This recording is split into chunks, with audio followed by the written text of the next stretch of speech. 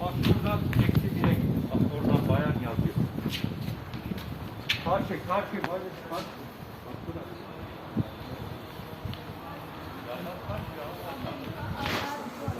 Tamam o da oradan alırsın. Aynı oradan alırsın. Oradan aşağı in.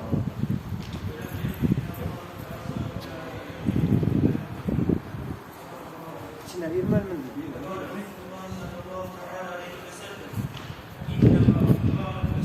Bunlar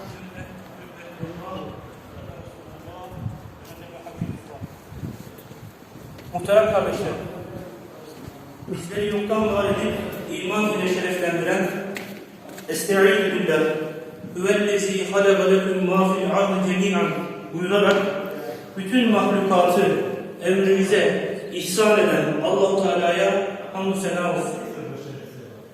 Onun o yüce Resulü Rabbimizin Estaizu billah لَقَدْ كَانَ لَكُمْ فِي رَسُولِ اللّٰهِ اُسْوَةٌ حَسَنَةٌ buyurarak bizlere en güzel örnek olarak gösterdiği Peygamber Efendimiz Muhammed Mustafa'ya salatü selam olsun. Onun haline ve ashabına da salatü selam olsun.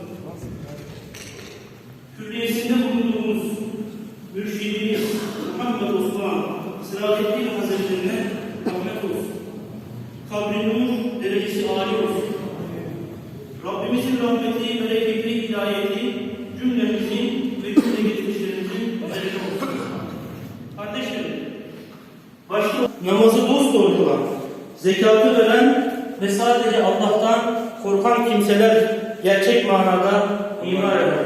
Mübarek inşallah. Doğru yola ermiş olmaları işte bunlar. Peygamber Efendimiz de Mübarek inşallah. Hadis-i şerifte şöyle buyuruyor. Mescitleri imar edenler var ya,